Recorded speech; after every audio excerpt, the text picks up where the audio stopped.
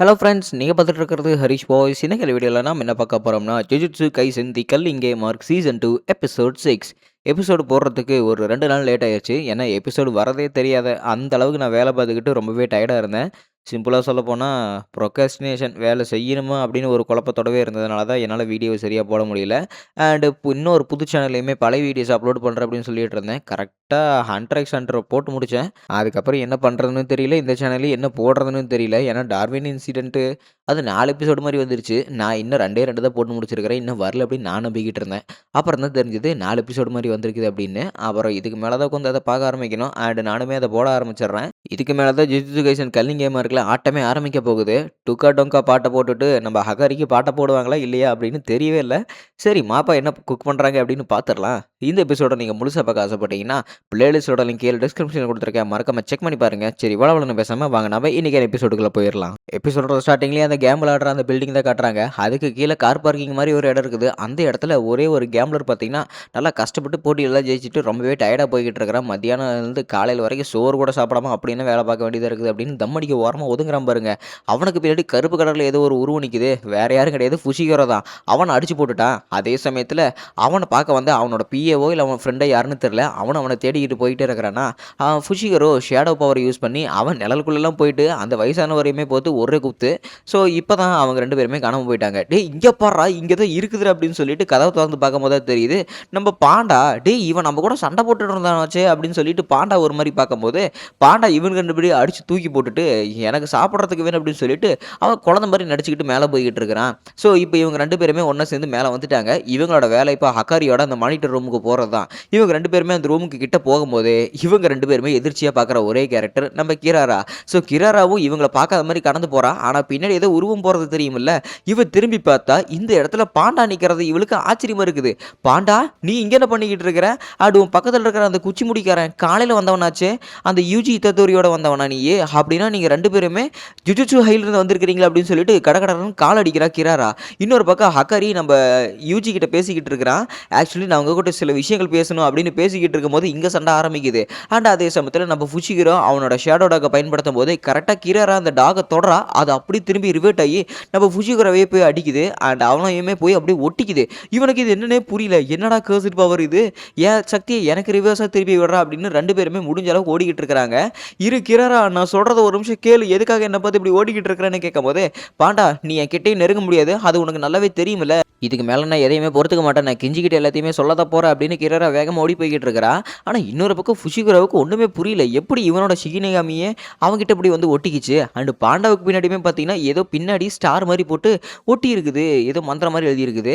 So அதுக்கு பார்த்தீங்கன்னா 2 பேருமே சுத்தி வளைச்சிட்டாங்க கிராராவ. "கிராரா நாங்க சொல்றத முழுசா கேளுங்க. நாங்க ஜுஜுட்சு ஹைலிருந்து வந்தாலுமே அவங்க அதிகாரப்பூர்வமா நாங்க இங்க வரவில்லை" அப்படிங்கிறாங்க. "யார்கிட்ட புழுவிக்கிட்டு இருக்கிறீங்க?"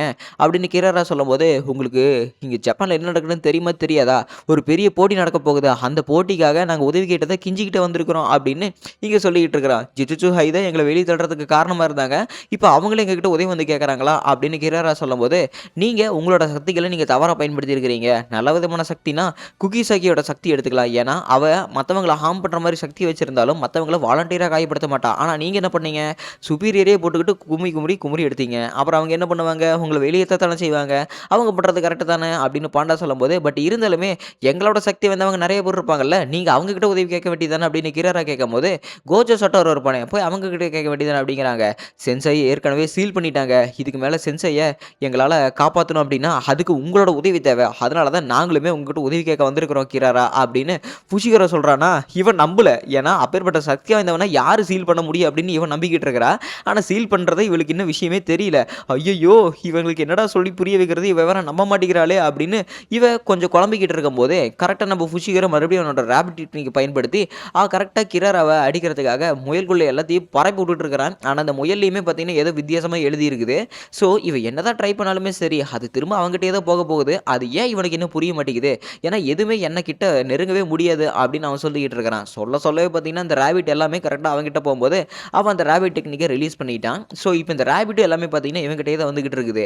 ஆனா அத பயன்படுத்தி இவன் கொஞ்சம் அந்த கதவு கிட்ட போயிட்டான். "சென்பாய் நான் இத பயன்படுத்தி எப்படியோ வந்துட்டேன். இதே மாரி டெக்னிக்க நீங்க ஏதாவது பயன்படுத்துங்க. இல்லன்னா அவள புடிச்சு நீங்க தாக்கு புடிங்க. உங்க உடம்புல ஏதாவது வித்தியாசமா எழுதியிருக்கான்னு செக் பண்ணி பாருங்க அப்படின்னு அவனும் சொல்லும்போது, அவனோட உடம்புல பார்த்தீங்கன்னா வித்தியாசமா ஏதோ எழுதியிருக்குது. காரணம் இது ஒரு விதமான ஸ்டாரோட பேரு. ஸோ இந்த டெக்னிக்கோட பேரு பார்த்தீங்கன்னா, நம்ம ஃபுஷிகரோ அவனுக்கு தெரிஞ்ச மாரி சொன்னது, சதர்ன் கிராஸ் ஸ்டார் அப்படின்னு அவனுக்கு ஏத்த மாரி ஒரு பேரு சொல்றான். சொல்லப்போனா இது அந்த மாரி ஒரு டெக்னிக் தான். இது கரெக்ட்டா அவன் சொன்ன அடுத்த செகண்டே கிராரா வாய பொளந்துட்டா. "ஐய்யய்யோ! என்னது இவன் கரெக்ட்டா கண்டுபிடிச்சுட்டானே!" அப்படின்னு அவளும் வாய பொளந்துகிட்டு இருக்கிறா. ஆனாலுமே நான் கரெக்ட்டா கண்டுபிடிச்சுட்டான் அப்படின்னு நான் அவனுக்கு ஹிண்ட் குடுத்த மாரி என் முகத்த வேற வச்சுக்கிட்டேன். அவன் இந்நேரம் கண்டுபிடிச்சிருப்பானா? அவன் இந்த மாரி கண்டுபிடிச்சிருந்தானா கண்டிப்பா என் கதை முடிஞ்சிரும். ஆனாலுமே அவன் முழுசா கண்டுபிடிச்சிருக்க மாட்டான்னு தான் நம்புறேன் அப்படின்னு கிராரா நெனச்சுக்கிட்டு இருக்கிறா. சொல்லப்போனா நம்ம பாண்டாவுக்கு பின்னாடி ஏதோ ஒண்ணு எழுதியிருக்குது. அண்ட் நம்ம ஃபுஷிகராவோட வயித்துலயுமே ஒண்ணு எழுதியிருக்குது. சொல்லப்போனா இது எல்லாமே ஒரு ஸ்டார் மாரி. இந்த ஸ்டாருக்கு ஒவ்வொன்னும் ஒரு ரூல் மாரி அவ வச்சிருப்பாளாட்டுருக்குது. ஸோ ஒவ்வொரு ஸ்டாருமே ஒவ்வொரு பக்கத்துல வர முடியாத அளவுக்கு அவ செட் பண்ணி வச்சிருந்திருப்பாளாட்டுருக்குது அப்படின்னு இங்க ஃபுஜிகுரா நெனச்சுக்கிட்டு இருக்கிறான். அப்படின்னா நீ நானும் பக்கத்துல வரலாம்ல அப்படின்னு பாண்டா சொல்லும்போது 2 பேருமே பக்கத்துல வந்து ட்ரை பண்றாங்க. 2 பேராலயுமே பக்கத்துல வர முடியுது. சொல்லப்போனா இந்த ரூல் எப்படிங்கிறது, ஸோ ஒரு 4 பேருமே 4 விதமான ஸ்டார்ல இருக்கிறாங்க. ஸோ சதர்ன் கிராஸ் ஸ்டார் அப்படிங்கிற ஒரு டெக்னிக்கு.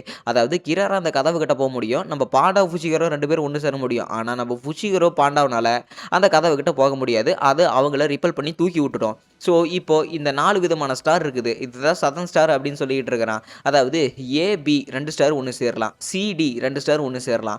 ஆனாலுமே ஏ பக்கத்துல தான் பி போக முடியுமே தவிர, பி பக்கத்துல ஏ போக முடியாது. ஸோ அதனால இவங்க அத செக் பண்ணி பார்க்குறாங்க. இவங்களுக்குள்ள எந்த ஒரு குளறுபடியுமே நடக்கல அப்படின்னு.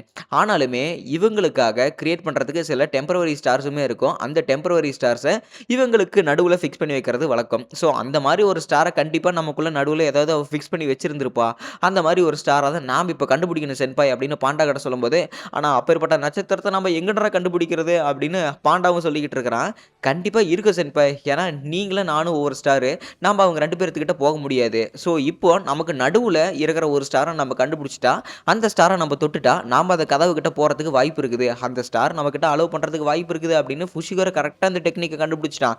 நீ அத கண்டுபிடிச்சிட்டியா? அதுக்கப்புறம் உன்ன நான் விடவே மாட்டேன்டா அப்படின்னு கிராரா அங்க இருக்கிற ஒரு கார தொட்டு, அந்த கார ஒரு ஸ்டார் மாரி மாத்துறா பாருங்க. ஸோ அந்த காரு கரெக்ட்டா நம்ம பாண்டாவ நோக்கி அடிக்க வரும்போது, "நீ போ ஃபுஷிகரோ நான் பார்த்துக்கிறேன்" அப்படின்னு பாண்டா நோக்கி அந்த கார புடிக்கிறான் பாருங்க.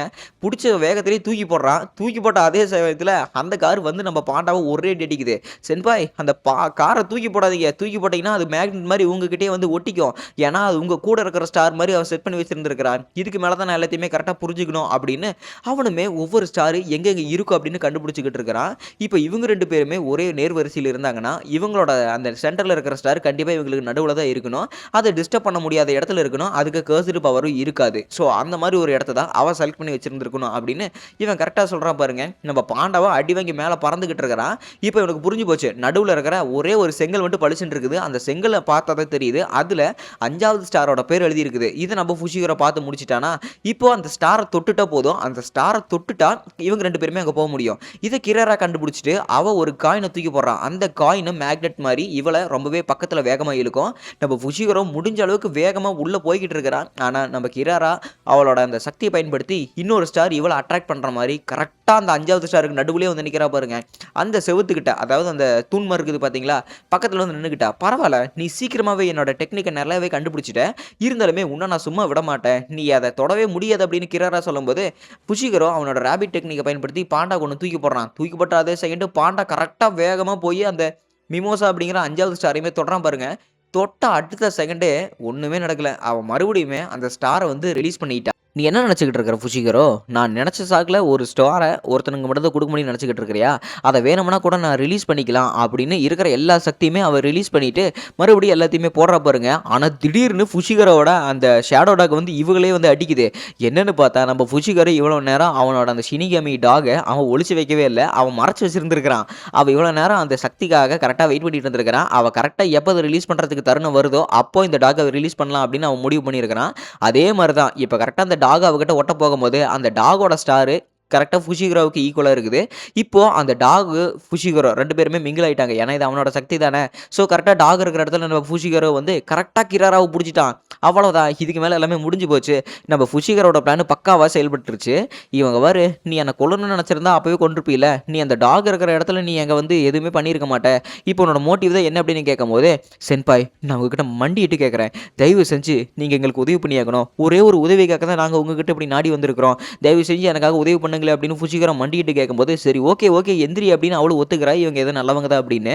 கதவ உடைச்சுக்கிட்டு பார்த்தீங்கன்னா, திடீர்னு ஒருத்தன் வந்து உள்ள வரான். நம்ம யுஜி தான். ஸோ யூஜி அந்த இடத்துல அடி வாங்கி விழுங்கும்போது, பாண்டா சென்பாய், ஃபுஷிகரோ 2 பேருமே என் குறுக்க வராதீங்க அப்படின்னு சொல்றான். பாண்டா அடி வாங்கி கீழ போதையில கிடக்குறான். இன்னொரு பக்கம் கிஞ்சி நம்ம யுஜிய போட்டு கிழின்னு கிழிச்சுக்கிட்டு இருக்கிறான். இப்போ என்ன சொல்ல வந்த? என்கிட்ட அத தெளிவா சொல்லுடா அப்படின்னு மூஞ்சில ஒரு அடி அடிக்கிறான் பாருங்க. நீ நிஜமாலுமே ஒரு கர்சர் டெக்னிக் யூசர் தானே? என்னன்னு தெளிவா என்கிட்ட சொல்லு அப்படின்னு கிஞ்சி சொல்லும்போது, கிஞ்சி அவங்க நம்மளுக்கு ஏதோ உதவி தேடி வந்திருக்கிறாங்க. நம்ம அத கேட்கலாம் முதல்ல என்ன அப்படின்னு கிராரா சொல்லும்போது, நான் அத கேட்டுக்கிட்டு தானே இருக்கிறேன். மரியாதையா என்கிட்ட என்னன்னு சொல்லு அப்படின்னு அவனுமே பார்த்தீங்கன்னா ரொம்பவே கோவத்தோட அப்படி பேசிக்கிட்டு இருக்கிறான். இங்க பாரு, நீ என் மேல ஏதோ கோவத்துல இருக்கிற. காரணம் ஜுஜுட்சு ஹை உன்னை ஏதோ செஞ்சிருக்கிறாங்க அப்படின்னு. இருந்தாலுமே பரவாயில்ல. நான் உன்னை எதிர்க்க போறதில்ல.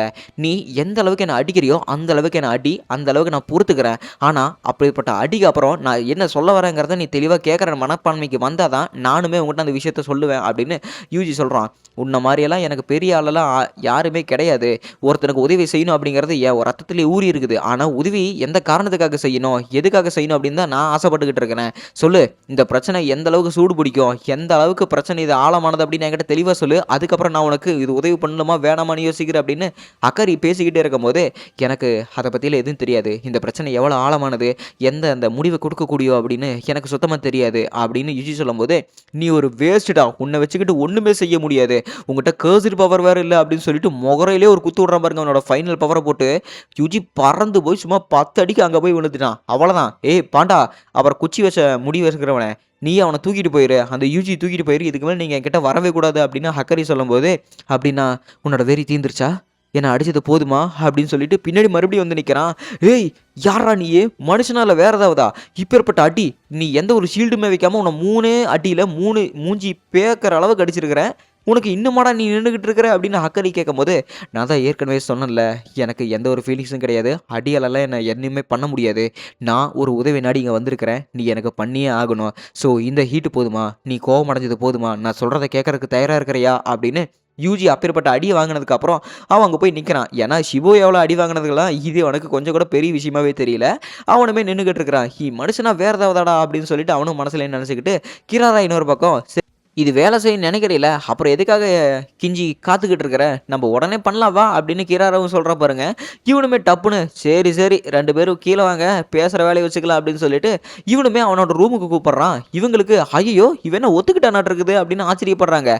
ஆக்சுவலி கிஞ்சி ஹக்கரி அப்படிங்கிறவன் செகண்ட் இயர்லேருந்து ரொம்பவே நல்ல பையன் தான். இந்த சீனியர்ஸ் தான் இப்படியெல்லாம் ரொம்பவே சிடு பண்ணி அவனுங்களை போட்டு இவன் அடிச்சு போட்டு இவனை கெட்டவ மாதிரி பண்ணிட்டாங்க அப்படின்னு சொல்கிறாங்க. உடனே இந்த கொகானே இருக்குது பார்த்தீங்களா ஷினிகாமி, ஸோ அது திடீர்னு ஒரு கத்த ஆரம்பிக்குது. ஒரு புது பிளேயர் ஒரு புது ரூலாக போட்டிருக்காப்புல, ரூல் நம்பர் 9, பிளேயர்ஸ் எல்லாம் யார் யார் இருக்கிறாங்களோ அவங்களோட இன்ஃபோ எல்லாம் தெரிய வரும். அவங்களோட பேர், அவங்களோட பாயிண்ட்டு, அவங்க என்னென்ன ரூலை ஆட் பண்ணியிருக்கிறாங்க, அவங்க எந்த காலனியில் இருக்கிறாங்க அப்படிங்கிறத எல்லாமே தெரிய வரும் அப்படின்னு கத்திக்கிட்டு இருக்குது. சுமார் ஒரு மணி நேரத்துக்கு முன்னாடி ஏதோ ஒரு பாலத்துக்கடியில் ஒரே ஒருத்தன் பார்த்தீங்கன்னா செம டென்ஷன் ஆகிட்டு இருக்கிறான். எல்லாரும் எதுக்கு இவ்வளோ வீக்காக இருக்கிறாங்க, 400 வருஷத்துக்கு முன்னாடி இருந்தவங்க எல்லாரும் இவ்வளோ வீக்காக இருப்பாங்களா, 1000 வருஷத்துக்கு முன்னாடி இருக்கிற அந்த சுகுணா நீ எங்கடா இருக்கிற அப்படின்னு சொல்லிட்டு அவனும் ரொம்பவே டென்ஷன் ஆகிட்டு இருக்கிறான். அப்படின்னா அவங்ககிட்ட இப்போ 200 பாயிண்ட் இருக்குது, அந்த 200 பாயிண்ட்டை நீ ஒரு ரூல் ஆட் பண்ணலாம்ல அப்படின்னு அவனுக்கு இருக்கிற அந்த கொகானே இவனுக்கு ஐடியா கொடுத்துக்கிட்டு இருக்குது. ஆமாம்ல ஐடியா, நாமளும் இந்த மாதிரி ஒரு ரூல் போட்டுடலாம், இந்த ரூல் போட்டதுக்கப்புறம் அவங்களோட பாயிண்ட்டு நேமு எல்லாமே தெரிய வரும் அப்படின்னு புதுசாக ஒரு ரூலை போடுறான் ஹஜிமே கஷிமோ. அதோட எபிசோட் முடிக்கப்படுதே.